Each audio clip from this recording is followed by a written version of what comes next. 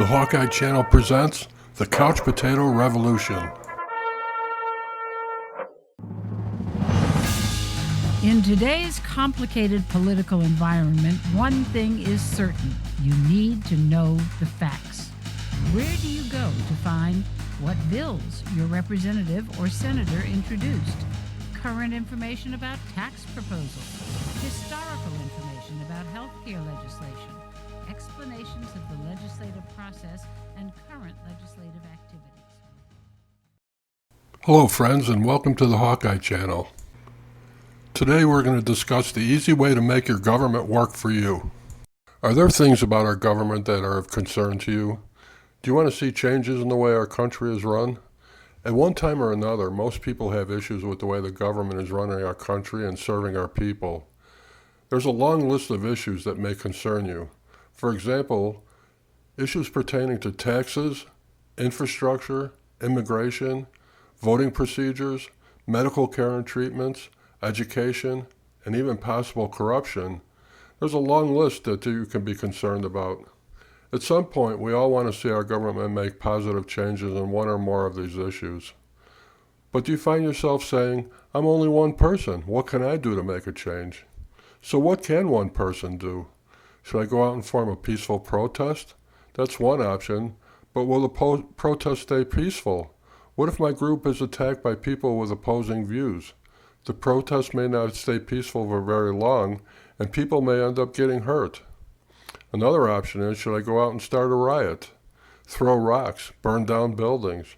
This is another option, but in my opinion, it's a terrible choice. It's almost certain that someone will get hurt in one way or another. I'd like to share an important video with you. This is a valuable lesson on how a couch potato can really make a difference. Check this out. Every so often, Washington, D.C. does something that lights up the phone lines. This is one of these moments. Okay, I'm going to pause the video right there. Let's review what he just said. What he said is, every so often, Washington, D.C. does something that lights up the phones. This is really important. The reason it is important is, when enough people call their senator or congressman or any other elected official, it will prompt them to take action. And the best part is, you can call from the comfort and safety of your home or office. You don't even have to get out of bed to make a phone call. It doesn't get any easier than that. Okay, so let's discuss how to contact your elected officials. There's a website that gives you detailed advice on how to effectively contact your elected officials. The website is the Autistic Self-Advocacy Network.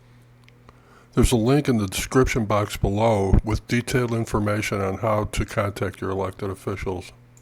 The best way to contact your elected officials is by phone. Phone calls work better than written forms of communication like letters or email. This is because the person on the other line has to listen to what you have to say. They can't just skim the words like they would with something written.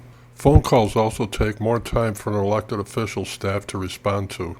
This means that if you can get a lot of people to call about a certain bill or law at the same time, it will make it hard for people in that government office to do anything else but answer calls.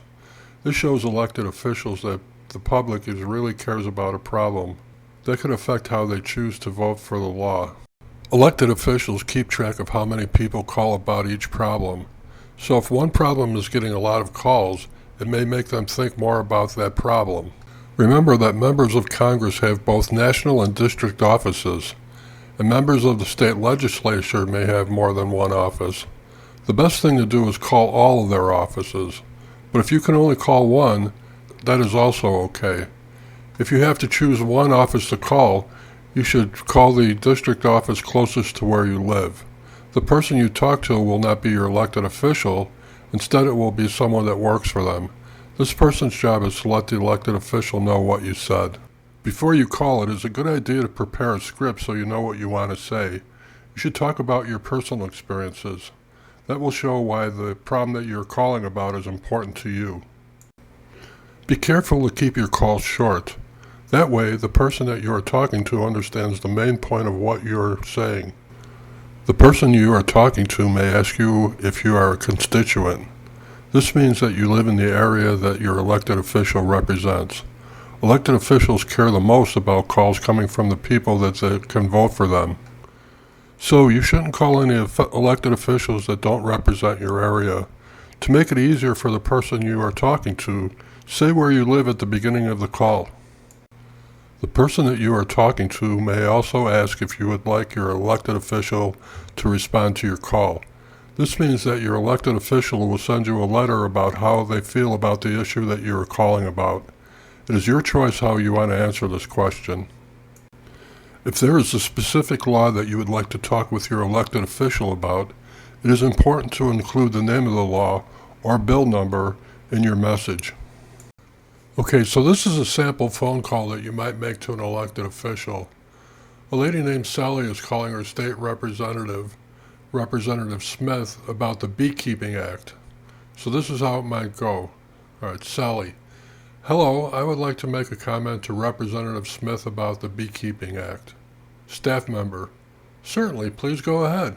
Thank you. My name is Sally Jones, and I live at 99 Community Lane in Normaltown, California. I'm calling to urge separate Representative Smith to support the Beekeeping Act. I care about this because many members of my community have been attacked by bees, and it is making us all afraid to go outside. The Beekeeping Act would give the bees somewhere else to go, so they would leave our town alone, and then we could all be safe again. Staff member, I will give your message to Representative Smith. Would you like her to send you a response to you? Sally, yes, thank you for your time, goodbye. Staff member, thank you for your comments, have a good day. Well, that was easy, wasn't it? The call only took a few minutes. It wasn't confrontational or there's no anger. It just stated the issue that is important to you. Sometimes when you call, the office may be busy. You might get a busy signal. If that happens, keep trying. Or you may get the option to leave a voicemail. Go ahead and leave a voicemail in that case. Okay, so this information should help you make an effective call. Just remember, when you call, be polite. Don't scream and yell or use foul language. Just state your case. So now you're wondering, where do I get the contact information for my elected officials? Don't worry, we've got a website with a complete list of every elected official in the United States. This list includes president, members of the House and Senate, state representatives, government, mayors, and so on. The website you want to visit is usa.gov/elected-officials. That's usa.gov/elected-officials. It's a great source of phone numbers to just about every elected official in the United States government.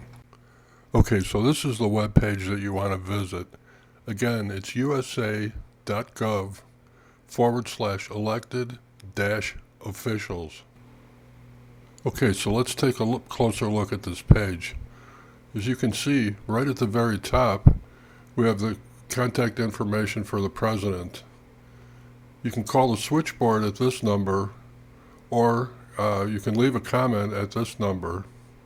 If you go down a little bit, we can then go to get your senator's information. Below that, you have the U.S. representatives. Below that, you have state governor and state legislators. Below that, you've got the mayor, any mayor by city, any county executive. And then below that, you can get contact information for city, county, and town officials. This is what a typical inquiry would look like. So let's say that you want to contact a U.S. senator. You click on U.S. senators. Then you choose a state. We're going to choose New York in this case. Then choose a senator. We'll choose Chuck Schumer. Now typically you're going to scroll down to the bottom of the page and it's going to have the phone number right at the bottom of the first page that you clicked on. In this case, that's not the case. You're going to want to go to contact, but it's going to give you contact to send them an email, and that's not really what you want. You want to give them a phone call. So let's go back and then go to his offices. As you can see, he's got quite a few different offices.